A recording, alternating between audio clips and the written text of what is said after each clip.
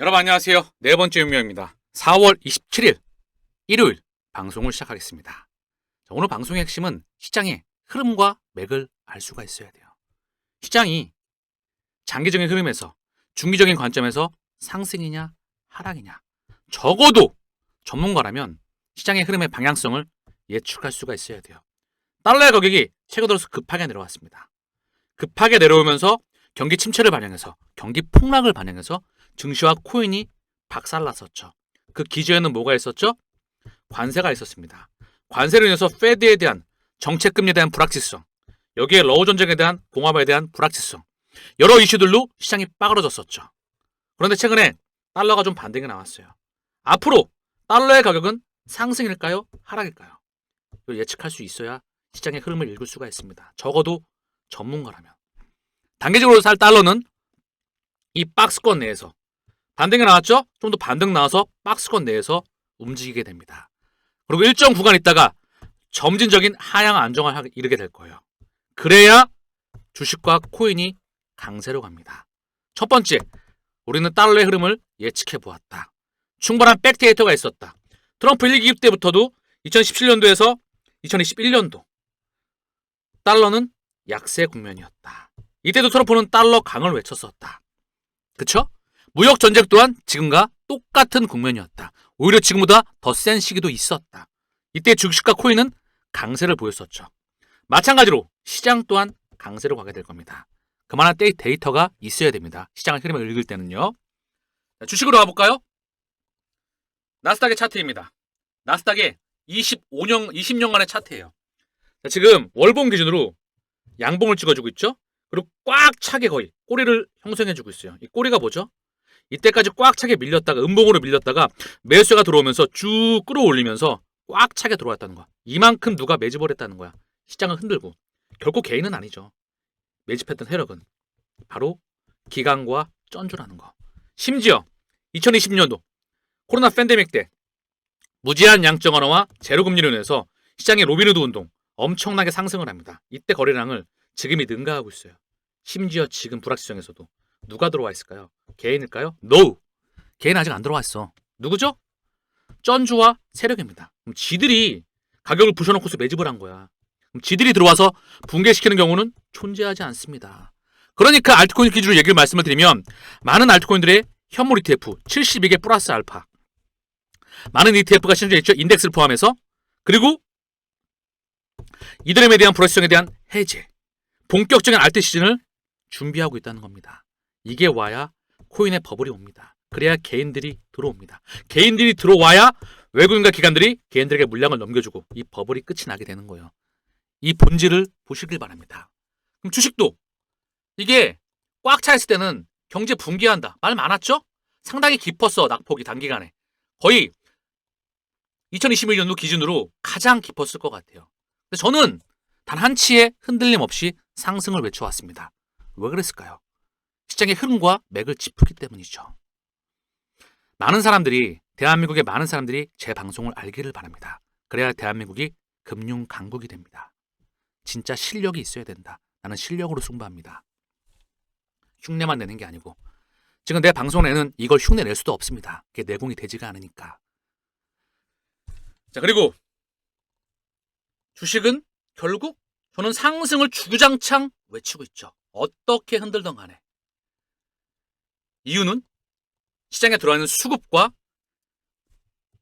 관세 이슈, 이거는 시장을 붕괴시키는 이슈가 아니다. 시장을 컨트롤하는 이슈이다. 장기적으로는 미국, 유럽, 일본을 기반으로 해서 세계 경제가 성장해 왔다면 수백 년간 그 에너지의 축을 브릭스, 중동, 아세안, 아프리카로 바꿔나가는 그 과정이 바로 미국의 달러의 힘을 빼가면서 달러의 고리를 잘라나가면서 혈관을 끊어나가면서 결국 시장을 부스팅하는 겁니다. 이게 관세의 진정한 의미예요. 이게 스위프트 2.0과 블록체인 혁명과 웹 3.0 가치의 혁명과 맞물리게 됩니다. 러시아가 우크라이나를 침공하면서 결국 지금의 리플렛과 연결되는 그 시스템 또한 맞물리게 된다는 거. 본질을 봐야 된다. 그 이면에 흐르는 진짜 이유, 본질을 봐야 된다는 거. 그게 원리입니다. 원리를 알아야 지금 벌고 다음번에 잃지 않지. 잃지 않는 게 첫 번째입니다. 잃고 잃지 않고 그걸 계속 잃지 않다 보면 결국 크게 먹을 수밖에 없겠죠. 또 하나, 미국채 10년 금리의 장기물이에요. 10년 동안 2016년부터 2025년까지 고점권에 있잖아요. 이렇게 금리가 급하게 떠올라 있어. 근데 주식이 코인이 계속 가기 위해선 이게 스물스물 내려와 줘야 돼. 달러처럼 급하게 들어오면 시장이 붕괴가 될 수가 있습니다. 왜? 경기 폭락을 반영하니까. 미국 국채금리 또한 방향성을 전문가라면 채권 전문가건, 주식 전문가건, 코인 전문가건, 채권 금리, 시장 금리의 향방을 이해할 수 있어야 돼. 코인 전문가 중에서도 기준금리하고 이 시장 금리하고 차이점을 아는 사람들이 몇 프로나 될까요?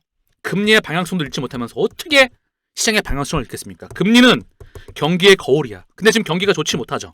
그쵸? 금리 이꼬르 경제 선진율 플러스 물가 상승률입니다. 근데 경제 선진율이 빠그러졌어. 근데 물가가 뛰어가지고 금리가 올라갔잖아. 그쵸? 그러면 금리가 계속 뛰면 어떻게 되죠? 시장은 붕괴가 되는 거야. 경제가 좋지 못하기 때문에. 그래서 금리가 스물스물 내려와야 시장이 상승으로 나갑니다. 오늘 영상은 돈으로 환산할 수 없는 영상입니다. 대한민국에 존재하지 않는 영상이니까. 대학 교수와 함께 어떤 사람도 흉내낼 수가 없어요. 평생을 투자와 함께 하루에 8시간, 9시간씩 해왔다는 거. 많은 리딩과 함께, 많은 R&D와 함께 그 본질을 보기 위해서. 경제 위기가 와야 결국 1차, 2차, 3차, 에너지가 4차로 넘어갑니다. 국경제가 끝이 나고 새로운 신경제가 탄생하겠죠. 그래서 비트코인의 가격을 띄우고 XRP의 가격을 띄우고 이더리움의 가격을 띄우고 많은 코인들의 가격을 띄우면서 전세계 부채, 미국 부채를 포함해서 전세계 부채를 끄는 겁니다. 이걸 꺼줘야 결국 새롭게 이 시장이 커나가겠죠. 이걸 바꿔서 예전에는 이걸 인플레이션 절감할 거라고 했어요. 근데 이게 아예 문명이 바뀌는 거야. 새로운 코인 시장, 블록체인과 데이터의 혁명으로 가치가 이전해 나가고 있습니다. 그래서 XRP를 보유함에 있어서 많은 양의 XRP가 필요가 없어요. 보면 12,000개가 전 세계 4%, 5%가 9,900개입니다. 이게 작년 12월 따져는데 지금과 큰 차이가 없어요.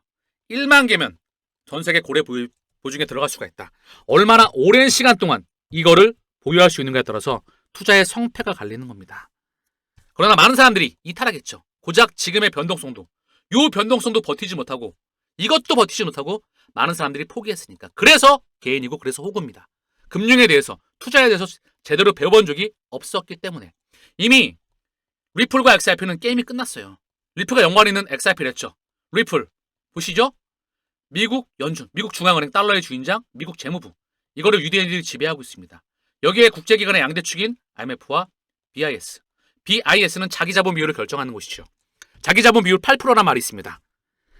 정상인 채권들, 채권에도 정상이 있고요. 이자를 잘 내는 채권. 너무 길어지네요. 그래서 여기까지는 할게요. 너무 영상이 길어지니까 IMF와 BIS. IMF는 국제결제 통화의 비중을 결정하는 곳이고요. BIS는 자기자본 비율을 결정하는 곳입니다. 얘가 전세계 월드뱅크와 함께 리플과 연결되어 있다는 거. 많은 국제기구와 함께, 많은 전세계 은행들과 함께, 그리고 전세계 기구들과 함께, 세계를 대표하는 기구들이 이미 스위프트 2.0을 리플렛과 함께 준비 중입니다. 이미 게임은 끝이 나 있습니다.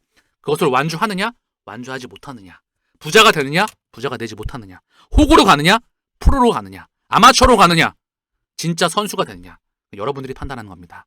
누구를 만나느냐가. 그래서 기연이라고 하죠. 안타깝게도 흉내는 애는 결코 따라할 수가 없습니다. 깊이가 다르기 때문에. 제대로 배우시길 바랍니다.